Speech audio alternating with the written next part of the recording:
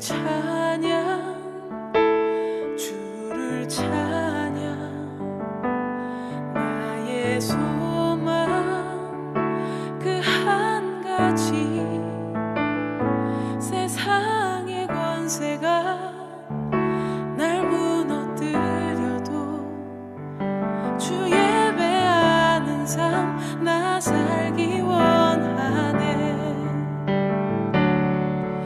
나의 깨어진 맘을 계수하시는 주, 내 눈물 주의 잔에 담으소서. 주를 의지함으로 두려워 않으리. 주님만 찬양합니다. 나의 깨어진 맘을 계수하시는 주, 내 눈물 주의 잔에 담으소서. 주를 의지함으로 두려워 않으리. 주님만 찬양합니다. 나의 깨어진 맘을 계수하시는 주, 내 눈물 주의 잔에 담으소서. 주를 의지함으로 두려워 않으리. 주님만 찬양합니다. 주님만 예배합니다.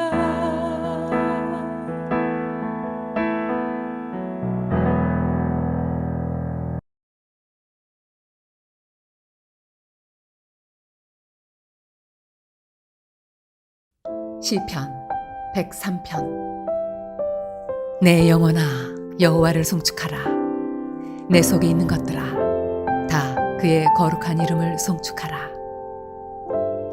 내 영혼아 여호와를 송축하며 그의 모든 은택을 잊지 말지어다. 그가 내 모든 죄악을 사하시며 내 모든 병을 고치시며 내 생명을 파멸에서 속량하시고 인자와 긍휼로 관을 씌우시며 좋은 것으로 내 소원을 만족하게 하사 내 청춘을 독수리같이 새롭게 하시는도다. 여호와께서 공의로운 일을 행하시며 억압당하는 모든 자를 위하여 심판하시는도다. 그의 행위를 모세에게, 그의 행사를 이스라엘 자손에게 알리셨도다. 여호와는 긍휼이 많으시고 은혜로우시며 노하기를 더디하시고 인자하심이 풍부하시도다. 자주 경책하지 아니하시며 노를 영원히 품지 아니하시리로다.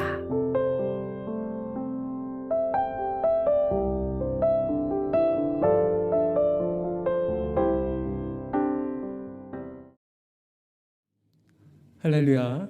2022년도 한 주간이 지났습니다. 여러분, 올 한 해 내가 무엇을 위해 살 것인가? 그리고 어떤 마음으로 살아갈 것인가? 이런 것들을 생각해 보셨습니까?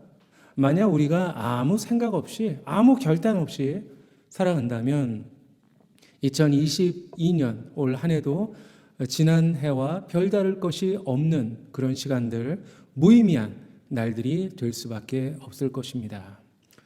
저는 올 한 해 우리의 삶이 진정 하나님을 찬양하는 그런 삶이 되기를 원합니다. 이렇게 운전하고 다니다 보면 여러 가지 종류의 건물을 만나게 되는데요.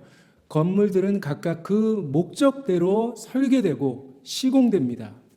주택은 사람이 살기 좋게 지어지고, 그리고 사무실은 일하기 편리하게, 그리고 상가 건물은 다양한 영업을 할 수 있도록 그렇게 디자인해서 지어집니다. 자, 그러면 하나님께서 우리를 지으실 때 과연 어떤 용도로 계획하시고 설계하셨을까요? 이사야서 말씀해 보면 이 백성은 내가 나를 위하여 지었나니 나의 찬송을 부르게 하려 함이니라. 그렇게 말씀하셨습니다.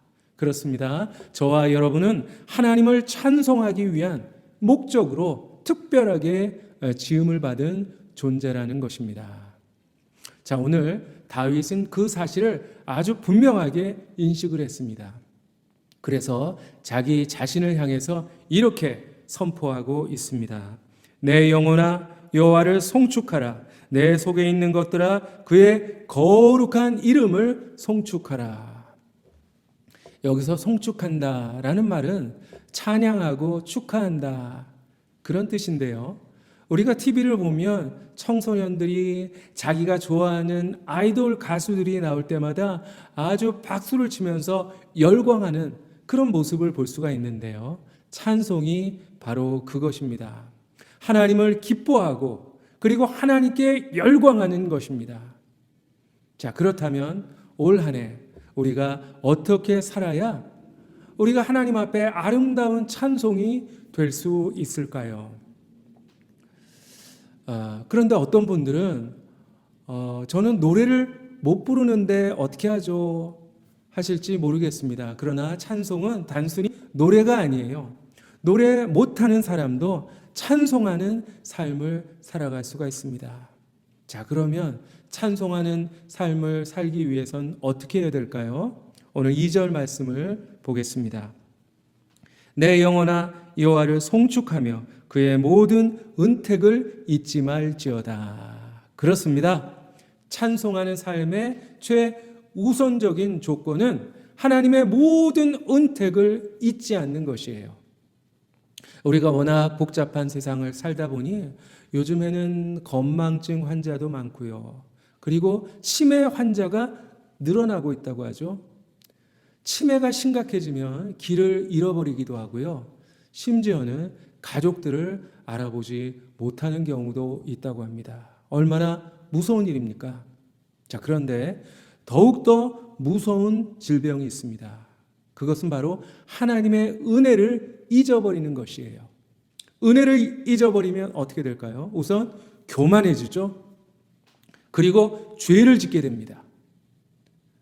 자, 그러다 보니 점점 하나님으로부터 멀어지게 되고 결국 멸망하게 되는 것입니다. 얼마나 끔찍한 일입니까? 자, 그래서 오늘 다윗은 스스로에게 여호와를 송축하며 모든 은택을 잊지 말지어다. 그렇게 단호하게 명령하고 있는 것입니다. 우리가 가끔씩 받은 은혜를 깜빡 잊어버릴 때마다 은혜를 잊지 말지어다, 은혜를 잊지 말지어다 라고 자기 자신에게 외쳐야 하는 것입니다. 자, 그러면 하나님께서 우리에게 과연 어떤 은혜들을 베풀어 주셨을까요? 오늘 본문 3절부터 그 내용이 나오고 있는데요. 우리의 모든 죄악을 사해 주셨고 때론 우리의 질병을 고쳐주신 하나님의 은혜를 찬양하고 있습니다.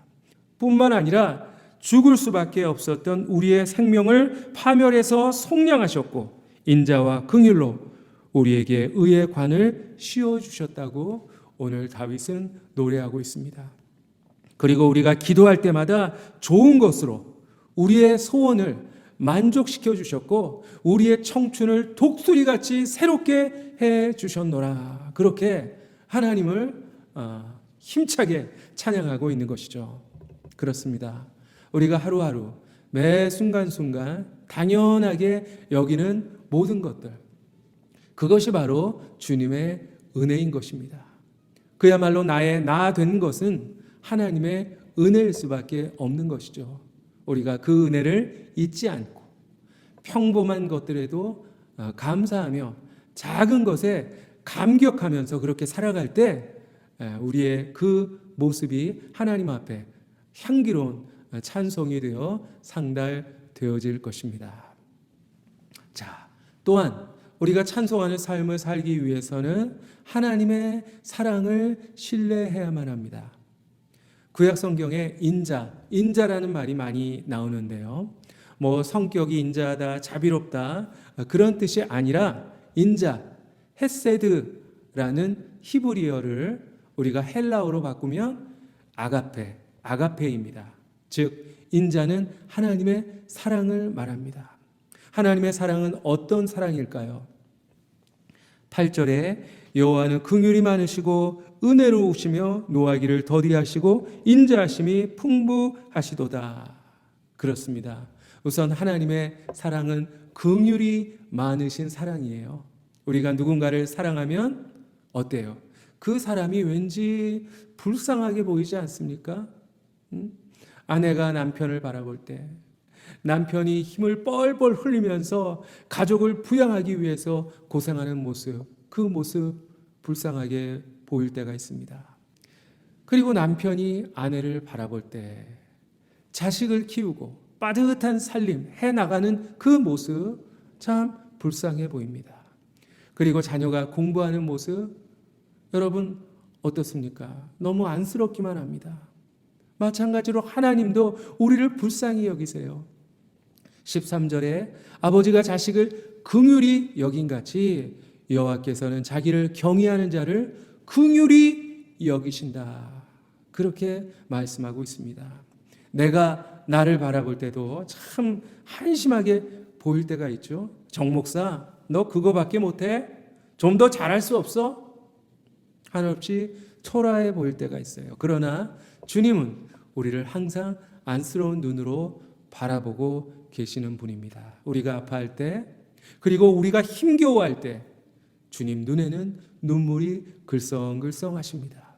어떤 순간에도 여러분 낙심하지 마세요. 쓰러져도 다시 일어서세요. 주님의 그 사랑, 그 넓으신 자비하심을 꼭 붙잡고 찬송하며 살아가시기를 바랍니다. 또한 주님의 사랑은 노하기를 더디하시는 사랑이에요. 만약 우리가 죄를 지을 때마다 하나님께서 우리를 심판하셨다면 우리는 아마도 수천 번, 아니 수만 번 죽고 또 죽었을 것입니다. 그러나 이렇게 우리가 아직 멀쩡하게 살아 있다고 하는 것, 그것이 바로 하나님께서 저와 여러분을 참으셨기 때문입니다. 그러나 하나님이라고 노하지 않는 것은 아니에요. 노하기를 더디하실 뿐입니다.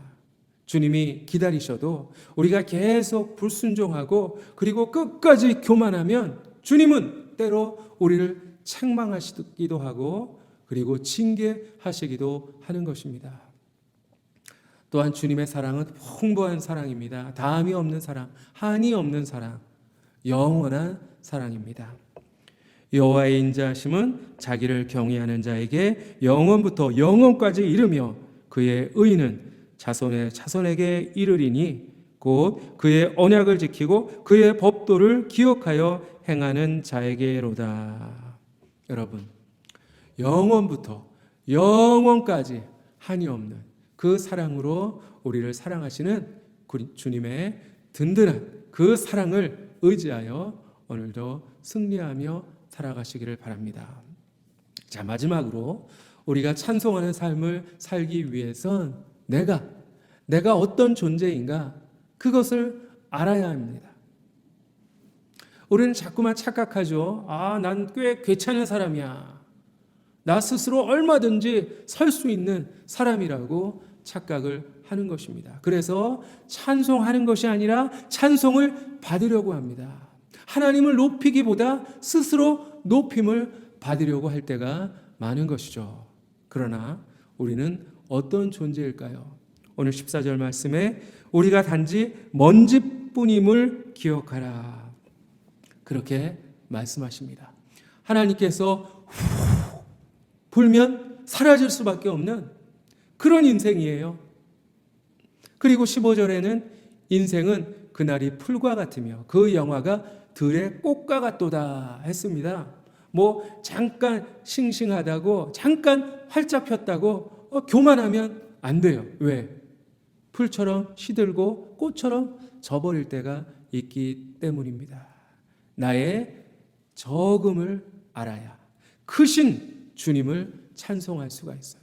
나의 약함을 인식해야 능력의 주님을 찬송할 수가 있는 것입니다. 비록 먼지 같은 인생이지만 주님께서 나를 사랑하시고 나를 긍휼히 여기시고 항상 돌보고 계시다는 그 사실을 우리가 깨닫게 되면 정말 찬송하는 삶을 살아가지 않을 수가 없는 것입니다. 오늘 다윗은 마지막으로 이렇게 선포하고 있습니다. 여호와의 지으심을 받고 그가 다스리시는 모든 곳에 있는 너희여 여호와를 송축하라. 내 영혼아 여호와를 송축하라. 여러분, 서양 속담 가운데 흐르는 냇물에서 돌들을 치워버리면 그 냇물은 노래를 잃어버린다. 그런 말이 있습니다. 졸졸졸졸 흘러가는 그 시냇물의 아름다운 소리는 알고 보면 곳곳에 박혀서 물의 흐름을 방해하는 돌들, 자갈 돌들 때문에 나는 그런 소리인 것입니다. 우리 인생도 마찬가지입니다. 우리 인생에 만약 역경과 고난이라는 돌이 없다면 아름다운 찬송의 소리를 낼 수 있을까요? 그럴 수 없습니다. 바로 그것 때문에 우리 삶 속에서 찬송이 울려 퍼지게 되는 것입니다.